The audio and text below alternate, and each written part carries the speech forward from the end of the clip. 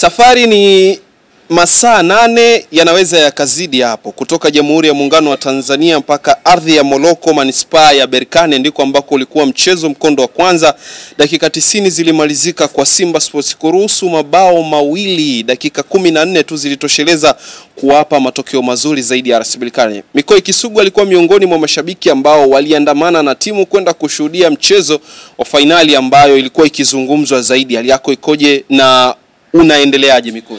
Kwanza mimi namshukuru Mwenyezi Mungu, niko salama, niko na afya njema.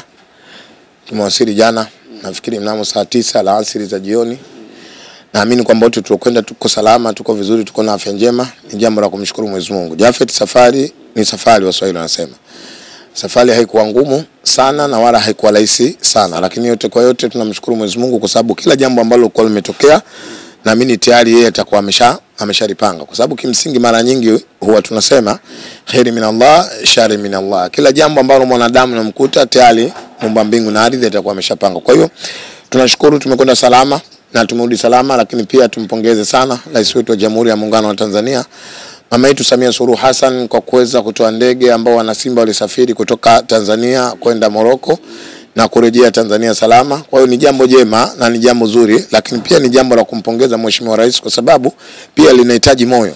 Leo unapotoa ndege zaidi ya watu 200 na something wakasafiri kutoka sehemu moja sehemu nyingine, ni jambo ambalo linahitaji moyo na linahitaji mapenzi ya hali ya juu. Kwa hiyo kwa nafasi hii lazima tumpongeze sana. Tumpongeze sana Mheshimiwa Rais pamoja na crew yake, waziri wa fedha, waziri wa michezo, mzee wangu Paul Maganda Kabudi, lakini pia nimpongeze naibu waziri Mwinjuma Mwanafa. Moja ni waziri vijana, lakini pia ni waziri mpambanaji. Kwa hiyo nimpongeze Mheshimiwa Rais kwa kazi nzuri alifanya. Watu wakikutazama hivi leo wanaona kinyonge sana, lakini baada ya matokeo yale watu walishangilia zile bao mbili. Kipi ambacho kimekupa unyongonyevu siku ya leo? Kwanza lazima unachoka. Unajua safari ya ndege masaa 9 sio safari ndogo, ni safari ndefu. Lakini pia tulikuwa na safari za ndani ya Morocco kutoka sehemu moja kwenda sehemu nyingine, manake kutoka ile Saidia wenyewe wanaita kwenda Berkane pia kuna kipande kikubwa. Kwa hiyo uchovu na kuepo, lakini yote kwa yote na matokeo pia kwa sababu kimsingi naamini kwamba ukubwa wa Simba tuna haki kimsingi kuweza kupata matokeo sehemu yote ambayo sisi Simba tushatengeneza hiyo confidence. Kwa hiyo matokeo ambayo yalotokea si mazuri sana kwetu kwa namna moja au nyingine. Kimsingi tunatakiwa tujipange ili kuhakikisha kwamba azma ya Simba na taratibu ya Simba zinakwenda kufanyaje, zinakwenda kutimia. Kwa hiyo yote kwa yote ndio football Jafet. Mkondo wa pili, finali ya kombe la shirikisho ndio utakao toa bingwa wa michuano ya 24-25. Mikoi Kisugu, kuna swala la uwanja limekuepo hapa ni kama kitendawili. Nadhani taarifa zake ulizipata ukiwa Morocco. Unaiona Simba kama mechi itakuwa uwanja wa New Amani Complex inakwenda kupata matokeo yale ambayo mlikuwa mnayaona kwamba uwezekano wa Simba Sports kuchukua kombe upo, au utafifia kutokana na kiwanja? Jafet, hili jambo limekuwa na mazungumzo sana. Hili jambo litakuwa limeleta taharuki kubwa sana kwa wana Simba. Kwanza nichukue nafasi hii niwape pole sana wana Simba kwa taharuki ambayo iliyotokea. Na niwaambie wana Simba kuna maneno mengi ambayo yanazungumzwa. Lakini mimi naambia mustakabali wa juu ya hii mechi hizo wanaweza kupatikana leo Jumatatu au kesho Jumanne. Naamini kwamba viongozi wa Simba wao ndio wenye mamlaka kupitia msemaji wetu wa kuja kuambia wana Simba kwamba wapi tutakwenda kucheza hii game. Lakini niseme na nizungumze kwa masikitiko makubwa kutoka ndani ya moyo wangu, waandishi wa habari wa nchi mmeshindwa kusaidia mpira kwenye nchi hii. Kwa nini? Moja, hata hamtaki kuenda in-deep jua ili swala kuliweka wazi wa Afrika wapate kulijua. Leo hii ukiangalia waandishi wa habari wa East Africa, mkiachia hapa wa Tanzania au nikizungumzia Afrika nzima, mtu ambaye analizungumza sakata hili kiundani kabisa, kiuwasilia kabisa na yule Niki Jr. Lakini waandishi wa habari wengi mliopo hususan hapa wa Tanzania, nanyi mmeingia kwenye mkumbo wa siasa wa football. Kwangu mimi niseme ni jambo la hatari sana. Kama inafika mahala waandishi wa habari, kama inafika mahala wachambuzi wa mpira kwenye nchi hii, nanyi mnaingia kwenye siasa za mpira kwenye nchi hii, au mtendei haki mpira. Ni siasa zipi ambazo watu wamejikumba? Jafet na kwenda huko. Mimi naamini mpira unaendeshwa na kanuni. Kanuni ambazo huwa hazikufichwa. Kanuni ambazo ziko wazi. Mimi naamini kwa hizi kanuni ambazo CAF waliziweka wenyewe, waandishi wa habari mlikuwa na haki ya kimsingi kuwakumbusha CAF kanuni zao ambazo fanyaje walizoziweka. Lakini waandishi baada ya kujikita huko kwenda kuwakumbusha CAF kanuni zao, mmejikita kwenye siasa za mpira. Ni hatari sana kwenye mpira wetu. Siasa hizo leo ukirudi ukisoma kanuni za CAF 82 83 ukisoma kanuni zao ziko wazi, zimetoa tafsiri ya mashindano haya ya shirikisho barani Afrika. Ukisoma kanuni ile mtiririko, kuna mambo mawili ambayo kanuni imeweka wazi. Moja, sifa za viwanja ambazo zinahitajika kuchezewa fainali ya shirikisho barani Afrika. Leo hakuna hata mwandishi mmoja aniendedavua na kuziweka wazi kuwaeleza wa Tanzania hizi ndio kanuni ambazo zinapelekea kwenda kucheza mkondo wa kwanza na mkondo wa pili wa fainali ya shirikisho barani Afrika. Jafet, mnisikie vizuri sana katika hili waandishi. Mnapaswa kujifunza. Leo kama Kisugu mimi nadiriki kwenda kuzama kwenye kanuni, kutafsiri kanuni, kuziweka wazi. Leo kina Jafet kinachokushindeni nini? Ukisoma ile kanuni, kwanza kuna viwanja vya mashindano vipi? Kuna grade 1, grade 2, grade 3 na grade 4. Yasikitisha leo ukimuuliza hata mwandishi wa habari, sijui, wewe sitaweza kukuuliza kwamba uwanja Benjamin Mkapa una grade gani, hawezi kukujibu. Kwamba anashindwa kujua ina grade gani. Leo hii ukienda kumuuliza mwandishi wa habari au mchambuzi, uwanja gani una sifa kwa asilimia zake zilizotumika ambazo zinaweza kupelekea kwenda kucheza nusu finali au kucheza finali. Kanuni ziko wazi Jafet. Leo uwanja wa Taifa una grade 2. Maana yake unakwenda kukizi vigezo ambavyo unaweza ukachezea finali. Lakini ukisema Taifa una grade 2, sio? Je, una hadhi ya kuchezea finali?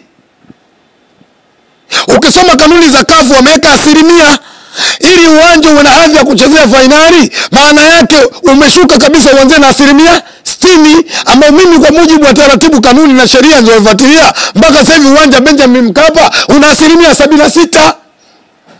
Jafet, zameni huko, tokeni kwenye siasa waandishi, tokeni wachambuzi kwenye siasa za mpira. Usaidieni mpira. Leo ukija kwenye asilimia 100 New Amani Stadium haupo, una asilimia 55. Maana yake haujakwenda kupeleka na kukizi kwenda kuchezewa finali. Hapo ni leo kwenye asilimia za kucheza. Lakini ukija kwenye grade una hadhi ya kuchezewa kwa sababu una grade 4. Uwanja Amani Zanzibar. Na kwa nini hauna hadhi? Ukiangalia kanuni zao wanasema ili uwanja uchezewe finali uwe na asilimia yenye uwezo wa kupokea watu kuanzia 20,000 kwa maana ya mashabiki. Jafet, usaidieni mpira. Tuache siasa hizi Jafet. Kwa hiyo leo yawezekana vipi kwenye vigezo asilimia 100 huyo na asilimia zaidi ya 76, alafu uwanja wenye asilimia 76 usiwe na mamlaka ya kuchezewa, tukaenda kuchezea uwanja ambao hata asilimia 60 hujafanyaje, haujafika? Maana yake ukisoma ile kanuni hauna haja na kukizi kuenda kuchezewa nini. Niwaibie siri Jafet, hata ule uwanja tunaenda kucheza manispaa Barakane hauna hadhi kwa mujibu wa kanuni zao CAF. Wanashindwa kusimamia kanuni na utaratibu viongozi waliopo kwa hivi sasa. Yes. Lawama ziende wapi sasa? Moja, mimi lawama naanza kwa nyinyi waandishi wa habari. Kwa sababu leo finali hii inahusiana na timu ya Tanzania. Jafet, waandishi wa habari mna nguvu. Moja, mlitakiwa mtumike kwenda kuwakumbusha nani? CAF, kwamba CAF hizi kanuni za nani? Na wao ndio wasimamizi. Na ndio maana mpaka leo Jafet, na wahakikishia mimi watazamaji wako, Wataalamu technical wa viwanja ndio wanakaleo vikao vyao, wanaweza kutoa maamuzi juu ya hilo. Swali la kuuliza kama kikao kinakaleo kutoa maamuzi, alitoa maamuzi tuende kule Zanzibar nani? Hatuna maana kwamba tunachukia Zanzibar. Hatuna maana kwamba sisi hatuko tayari kwenda kucheza New Amani Zanzibar. Hatuna maana hiyo. Sisi historia ya Simba mwaka huu imekwenda kujengeka New Amani Zanzibar kwa thamani ya Zanzibar tunavyojua sisi na kusamini. Mechi yetu ya nusu finali tulipeleka wapi? Zanzibar. Na Simba finali kaingilia Zanzibar. Mimi hapa natafsiri kanuni, msinichukulie vibaya. Na kanuni wametengeneza wenyewe kafu, sio mimi. Lakini ukiachilia yote hayo Jafet, ukenda kanuni ya 108 kafu wanapitisha viwanja vyote ambavyo vinavyotakiwa kuchezeka kwenye mashindano yao. Baada ya kupitisha kuna miundombinu ikenda ikaharibika, kikawa kipasu kile kiwanja kuchezewa, mwenyeji lazima ambiwe sasa kiwanja ambacho ulichochagua hakipasu kuchezewa, unahitaji kwenda kuchezea kiwanja kingine. Why indirect itoke moja kwa moja kwamba Simba ende Zanzibar? Aliyofanya maamuzi Simba kwenda kucheza Zanzibar ni nani? Au aliyeshikilia makali ndio leo hii kama makamu wa rais wa kafu ndio rais wa Barakane anatumia nguvu anakwenda kutengeneza ili apate manufaa kwenye timu yake. Why waandishi wa Tanzania mnashindwa kusimama na kuitetea nchi yenu kwa maana Simba Sports? Tunako kwenda wanahabari siko. Kama mmeamua kuingia kwenye hizi siasa, bakini kwenye usiasa wa Simba na Yanga kwenye nchi yenu, lakini waandishi kwenye jambo la kitaifa hata ili bado mnabaki kwenye siasa. Wachambuzi hata ili mnabaki kwenye siasa.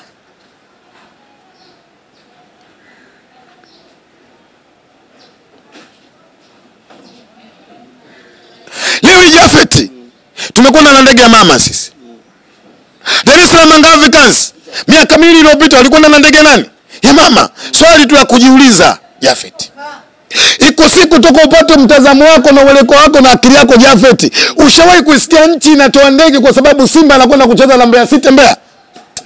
Kwa nini serikali imeamua kutoa ndege kwenye mechi za kimataifa? Maana yake serikali inajua kwenye siasa zenu mtabaki, lakini katika swala la kitaifa sisi tutasimama. Wachambuzi, badilikeni katika hili.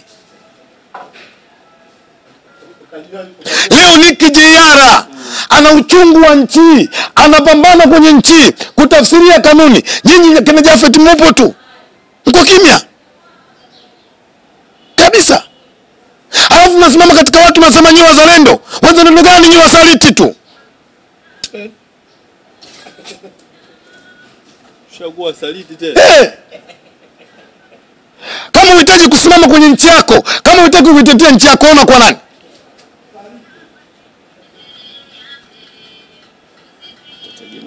Ila kila hili unalia na waandishi. Lazima mbadilike Jafet. Lazima wachambuzi mbadilike. Mimi naamini ili uwe mchambuzi wa michezo, maana yake kwanza lazima uanze kwenye mapenzi kwenye timu. Sio dhambi mwandishi kwa na timu. Sio dhambi. Kuipenda timu yako, timu fulani, sio dhambi. Hoja inakuja, tunakwenda kwenye mashindano ya kimataifa. Uzalendo. Ninyi waandishi, ninyi vyombo vya jamii, ninyi wachambuzi, je, ni wazalendo katika hili? Mnasimama katika ukweli? Waandishi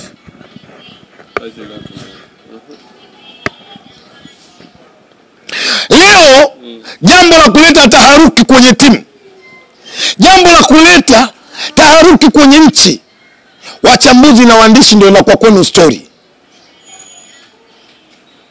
Mnakwenda kumrekodi mheshimiwa fulani kwa sababu kasema hatuchezi, mnatoa.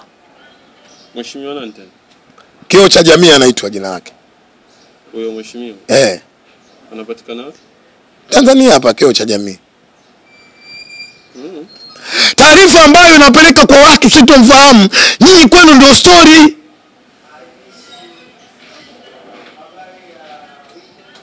Leo hii nimesikia chombo kimoja cha habari, niko nje ya nchi, nilikuwa nakifuatilia. Jafet, haki Mungu shahidi. Kinasema eti viongozi wa Simba ndio nastahili wapewe lawama, wameamua kuwatapeli washabiki wao, kwenda kuwatoza pesa, hali ya kuwa wanajua hii mechi inakwenda kuchezwa Zanzibar. Serious. Sasa jambo moja tunawafundisha, warudi wiki moja iliyopita nyuma, waangalie kafu waliposti nini katika hiyo mechi ya Simba na Berkane. Posti ya kafu ilikuwepo, na mimi bahati nzuri posti nimefanya nini nasema? Nimedownload nayo. Wanaonyesha kabisa tarehe 25 finali Simba na Berkane katika uwanja Benjamin William Mkapa.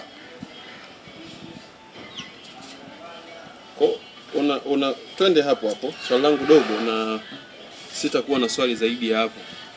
Hata wao pia kuna muda sheria na kanuni zinashindwa kutafsirika kwa sababu ya manufaiko ya timu fulani kwa sababu inaye kiongozi katika shirikisho. Inawezekana. Na ndio maana nikasema katika hili kwa nini waandishi hamtakiwi kusimama? Katika hili kwa nini waandishi hamtaki kuwakumbusha kafu? Walikuwa wanatakiwa simame kama ilivyokuwa issue ya Simba na Yanga. Haya mambo ya Simba na Yanga yanabaki.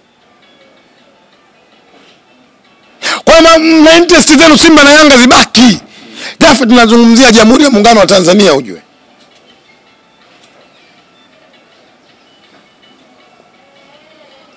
Leo jaribu kufikiria jambo hili ndio lingekuwa Morocco example. Ghafla Berkane wakahamishwa uwanja wakapelekwa labda Algeria au wakapelekwa katika uwanja ambao wao wanahisi kwamba uwanja ule hawastahili kwenda kuchezea. Waandishi wa habari wa Morocco wangefanya kile ambacho waandishi wa habari wa Tanzania mnachofanya. Uzalendo hakuna, si ndivyo? Au uzalendo ulipaswa ufanyike kwenye nini? Niwaombe sana mashabiki wa Simba, wao vumilivu na watulivu, wasiingie taharuki katika hili jambo, wajipange na mapambano yazidi kuendelea. Tuwaamini management tuliowapa madaraka ya kutuongoza. Mimi naamini ni watu makini, wanajua nini wafanya, na niwahakikishie wana Simba tunakwenda kucheza katika uwanja Benjamin William Mkapa. Wewe sasa ndio unahakikisha? Yes. Upo kwenye kikao? Najua kanuni. Uzuri umewakumbusha. Na leo nimetoa hizi taarifa. Naamini waandishi wa habari baadhi yenu na wachambuzi watakwenda kujifunza. Watabaki kwenye kanuni, wataenda kuzisoma. Umewakumbusha majukumu yao. Yes. Lakini kinachotakiwa kufanya ni nini Jafet? Tayari Simba tumeshapoteza ugenini. Tunarudi nyumbani. Mbaya zaidi wana Simba tunashindwa kukumbuka kama hii ni finali. Tusiishi kwa historia, twende katika uhalisia, tuachane na mambo ya historia ambayo tuliwahi kumfunga fulani, tuache, tuingie kwenye mapambano kwa kichwa, tunaweka mikakati sawa sawa, tunakwenda kuchukua ubingwa. Jafet, sio kazi nyepesi. Hii ni finali.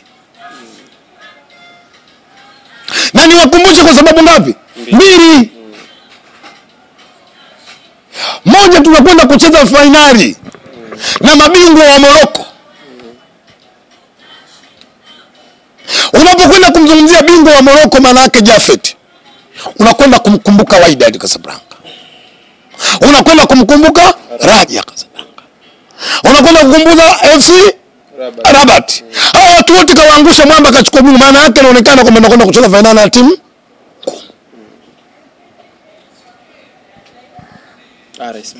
Lakini jambo la pili, wakumbuke timu tunakwenda kukutana nayo. Mtu wa pili katika bara zima la Afrika mwenye mpira wake, mtu wa pili ndio mwenye timu yake ni makamu wa rais wa shirikisho la soka barani Afrika.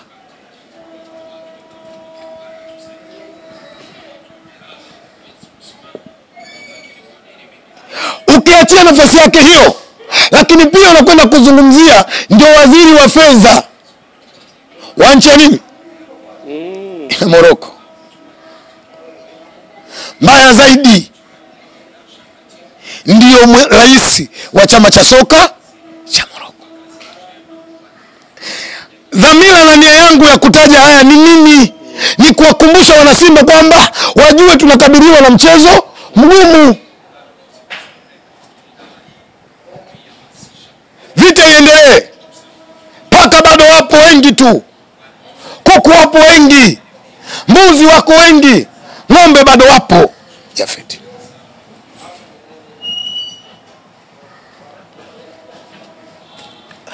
Ukiamini hiki ambacho ndakachokwenda kufanya Simba na kwenda kuchukua ubingwa, twende tukafanye. Waache historia, tuache historia. Haya, historia hii overconfidence ndio ile pekee 1993 Simba kukosa ubingwa wa shirikisho kwenye nchi. Guys, tuko tayari kuhakikisha kilichotukuta 1993 kitokee tena?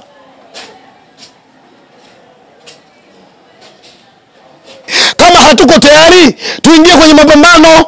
Tuache kupiga simu kwa Kisugu kumuuliza mechi hii tunafanyaje. Unakuuliza wewe? Kuna baadhi ya waandishi wa habari tutakii mema katika haya. Moja, wanatutengenezea overconfidence kuona kana kwamba mechi imekwisha, aliyakuwa bado dakika 90 inahitajika kwenda kufanyika katika uwanja Benjamin Mkapa.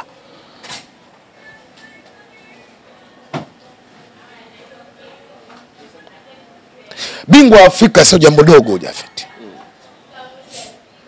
Leo maana yake unapokwenda kwa bingwa wa Afrika, maana yake tayari ndio ushakuwa bingwa wa Afrika. Lugha hiyo. Najua sisi watu wanao tumezama sana kwenye lugha Tofauti yake ni nini? Maana yake bingwa wa Afrika ndio unakwenda kwa bingwa wa Afrika, maana yake unakwenda kutawala Afrika nzima kisoka. Sio jambo dogo, Jafet. Kwa kubwa sana ni waombe wana Simba.